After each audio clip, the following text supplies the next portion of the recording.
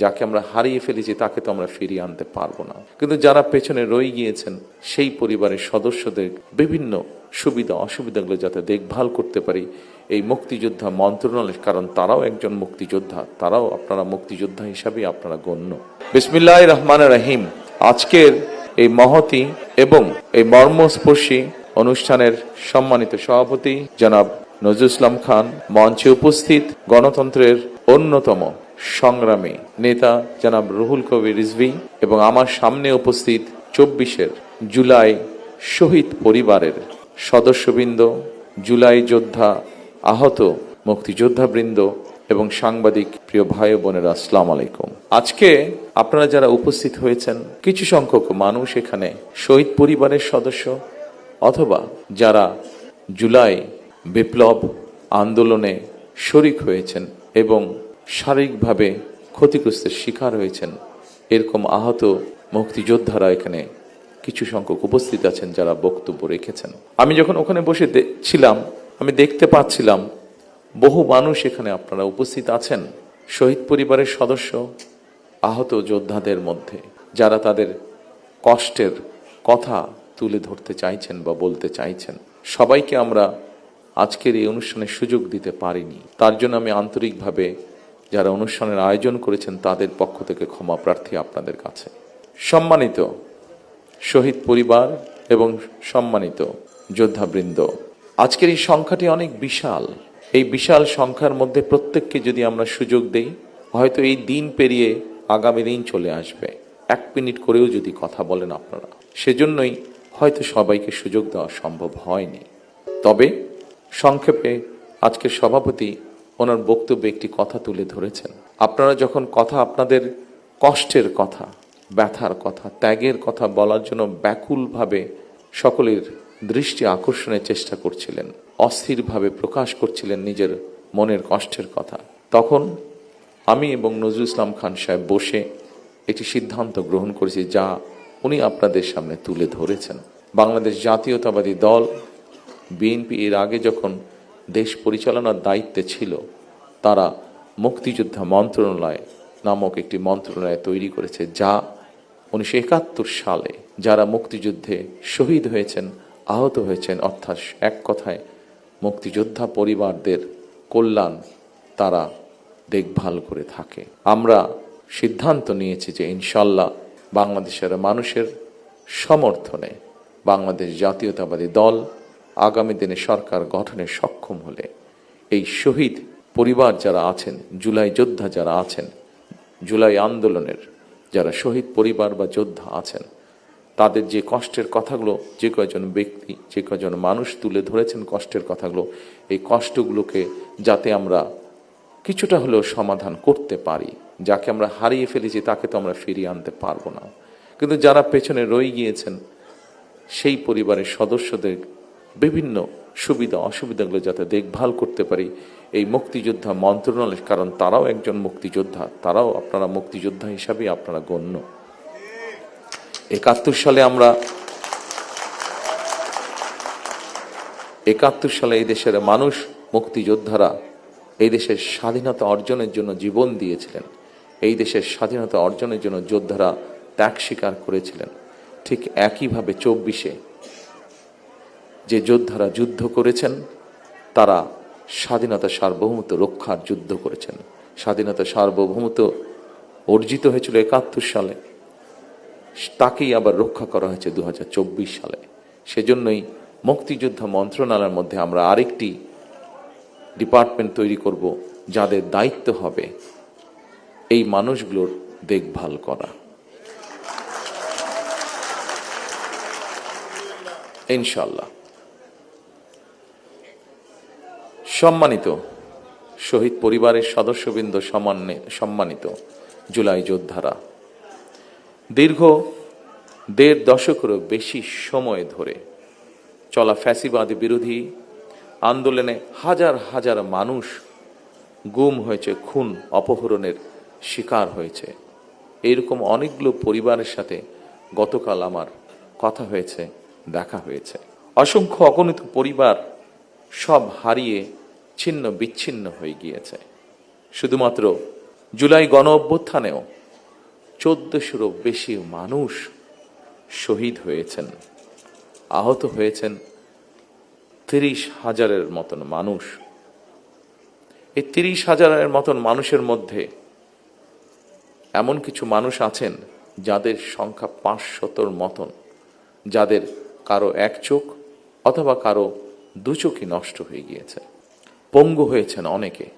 জুলাই অভ্যুত্থানে যেভাবে মানুষকে হত্যা করা হয়েছে, 1,500-এর মতন মানুষকে যে হত্যা করা হয়েছে, এটিকে এক বাক্যে স্রেফ আমরা একটি গণহত্যা বলতে পারি। জুলাই গণ অভ্যুত্থানে যারা বিভিন্নভাবে আহত হয়েছেন তাদের অনেকেই আজকের এই অনুষ্ঠানে উপস্থিত আছেন, আমাদের সামনে বক্তব্য রেখেছেন। কেউ কেউ অনুষ্ঠানে অংশগ্রহণকারী আহতদের যারা বক্তব্য রেখেছেন তাদের কষ্টের কথাগুলো আমরা শুনেছি। প্রিয় ভাইয়েরা, আপনাদের কারণেই, আপনাদের সাহসী ভূমিকার কারণেই যারা শহীদ হয়েছেন, যারা আহত হয়েছেন, আপনাদের সাহসী ভূমিকার কারণেই ফ্যাসিবাদী চক্র শুধুমাত্র রাষ্ট্র ক্ষমতা নয়, বরং এই দেশ ছেড়ে পালিয়ে যেতে বাধ্য হয়েছে। 2024 সালের 19 আগস্ট আমি আপনাদের ভূমিকার কথা স্মরণ করে একটি বক্তব্য রেখেছিলাম। সেই বক্তব্যে আমি বলেছিলাম, বিশ্ববিদ্যালয়ের ছাত্র শহীদ আবু সাইদ, মাহফুজুর রহমান মুগ্ধ, কলেজ ছাত্র ওয়াসিম আকরাম, মাদ্রাসা ছাত্র আব্দুল্লাহ আল মামুন, স্কুল ছাত্র রিফাত হোসেন, কুমিল্লার আইনজীবী আবুল কালাম, চুয়াডাঙ্গার রাজমিস্ত্রি উজ্জ্বল হোসেন, নোয়াখালীর দোকান কর্মচারী আসিফ, বরগুনার ওষুধ কোম্পানির সেলসম্যান আল আমিন, পাবনার গাড়ি চালক আরাফাত হোসেন, মিরপুরের গুলিবিদ্ধ 22 বছর বয়সী মুত্তাকিম, দোকান কর্মচারী আতিকুল, অষ্টম শ্রেণীর শিক্ষার্থী তামিমের মতন অনেকের হাত কিংবা পা কেটে ফেলতে হয়েছে। গণহত্যা থেকে 6 বছরের শিশু রিয়া গোপাও কিন্তু রেহাই পায়নি সেদিন। এক বক্তব্যে হয়তো আমরা সকলের নাম বলতে পারবো না। এত মানুষ শহীদ হয়েছেন, এত মানুষ আহত হয়েছেন। ফ্যাসিবাদ শাসন শোষণের বিরুদ্ধে 2024 সালের গণ অভ্যুত্থানে দল, মত, ধর্ম, বর্ণ নির্বিশেষে দেশের স্বাধীনতা প্রিয়, গণতান্ত্রিকামী প্রত্যেকটি সেক্টরের প্রতিটি শ্রেণী পেশার মানুষ সেদিন রাজপথে নেমে এসেছে। সেদিনকার যত ছবি উঠেছে, ক্যামেরায় বন্দি যত ছবি উঠেছে, প্রত্যেকটি ছবি এই কথারই সাক্ষ্য দেয়। 2024 সালের আন্দোলন কোনো ব্যক্তি, দল বা গোষ্ঠীর নয়। সম্মানিত উপস্থিত শহীদ পরিবারের সদস্যবৃন্দ, সম্মানিত জুলাই যোদ্ধারা, এই আন্দোলন ছিল সত্যিকার অর্থেই অধিকার হারা গণতান্ত্রিকামী মানুষের গণ আন্দোলন। এ কারণেই আমি বলি 1971 সাল ছিল স্বাধীনতা অর্জনের, 2024 সালের আন্দোলন ছিল দেশ এবং জনগণের স্বাধীনতা রক্ষার। সুতরাং 2024 সালকে যদি সুসংহত করতে হয়, তাহলে দেশের সকল নারী, পুরুষ তথা প্রতিটি নাগরিকের রাজনৈতিক এবং অর্থনৈতিক স্বাধীনতা নিশ্চিত করা অবশ্যই প্রয়োজন। যারা স্বাধীনতা রক্ষার আন্দোলনকে দলীয় স্বার্থ রক্ষার আন্দোলনে পরিণত করতে চায়, তাদের সম্পর্কে স্বাধীনতা প্রিয়, গণতান্ত্রিকামী প্রিয় মানুষকে অবশ্যই সজাগ থাকা জরুরি।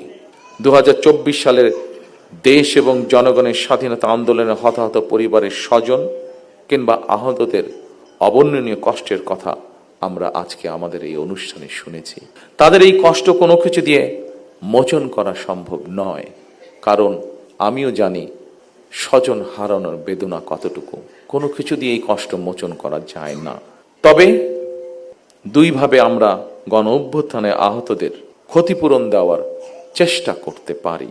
এক, রাষ্ট্রীয় উদ্যোগে তাদের সর্বোচ্চ চিকিৎসা নিশ্চিত করা। 2, সম্মানিত উপস্থিতিবৃন্দ, আগেই বলেছি আমি যে উদ্দেশ্য নিয়ে এই সাহসী মানুষগুলো রাজপথে নেমে এসেছিলেন, রাষ্ট্র এবং সমাজ সেই উদ্দেশ্য বাস্তবায়ন করা, অর্থাৎ মানুষের রাজনৈতিক অধিকার, প্রত্যেকটি দল মত নির্বিশেষে প্রত্যেকটি মানুষের রাজনৈতিক এবং তার যোগ্যতা অনুযায়ী তার অর্থনৈতিক অধিকার নিশ্চিত করা। দীর্ঘ 1.5 দশকের বেশি সময় ধরে ফ্যাসিবাদ বিরোধী ধারাবাহিক আন্দোলন এবং 2024 সালে ফ্যাসিবাদ বিরোধী আন্দোলনে বীর শহীদ এবং আহত এবং হতাহতদের প্রতি রাষ্ট্রের অবশ্যই দায়িত্ব রয়েছে। একটি দায়িত্বশীল রাজনৈতিক দল হিসাবে বিএনপি সেই দায়িত্ব অনুভব করে, যার কথা একটু আগে আমি এবং আজকের অনুষ্ঠানের সভাপতি সাহেব উল্লেখ করেছেন আপনাদের সামনে। জনগণের রায় বিএনপি রাষ্ট্র পরিচালনার দায়িত্বে পেলে অবশ্যই পর্যায়ক্রমিকভাবে আমরা আমাদের সেই দায়িত্ব, সেই অঙ্গীকার, সেই প্রতিশ্রুতি আপনাদের সামনে এবং দেশের মানুষের সামনে ইনশাআল্লাহ পূরণ করব। উপস্থিত প্রিয় ভাই বোনেরা, ফ্যাসিবাদের রক্তচক্ষু উপেক্ষা করে গণ অভ্যুত্থানে যারা শহীদ হয়েছেন, যারা হতাহত হয়েছেন, তাদের উদ্দেশ্য কি ছিল? তাদের উদ্দেশ্য ছিল একটি স্বনির্ভর, একটি নিরাপদ, একটি গণতান্ত্রিক বাংলাদেশ গড়ে তোলা। একটি নিরাপদ গণতান্ত্রিক বাংলাদেশ প্রতিষ্ঠার জন্য আগামী জাতীয় নির্বাচন অত্যন্ত অত্যন্ত এবং অত্যন্ত গুরুত্বপূর্ণ। আমরা যদি একটি নিরাপদ গণতান্ত্রিক বাংলাদেশ প্রতিষ্ঠা করতে ব্যর্থ হই, প্রিয় ভাই বোনেরা, আমরা যদি একটি নিরাপদ গণতান্ত্রিক বাংলাদেশ প্রতিষ্ঠা করতে ব্যর্থ হই আগামী দিনে, তাহলে এইভাবেই আমাদেরকে শোক সমাবেশ আর শোকগাথা চলতে থাকবে। সুতরাং আর শোকগাথা বা শোক সমাবেশ নয়, বরং আসুন গণতান্ত্রিক আমি মানুষ আগামীর বাংলাদেশে গণতন্ত্রের বিজয় গাথা রচনা করবে ইনশাআল্লাহ। সর্বশেষে মহান আল্লাহর দরবারে সকল শহীদদের আত্মার মাগফিরাত কামনা এবং আহতদের দ্রুত আরোগ্য কামনা করে আমার বক্তব্য শেষ করছি। আল্লাহ হাফেজ। বাংলাদেশ জিন্দাবাদ। বাংলাদেশ জাতীয়তাবাদী দল জিন্দাবাদ। আসসালামু আলাইকুম।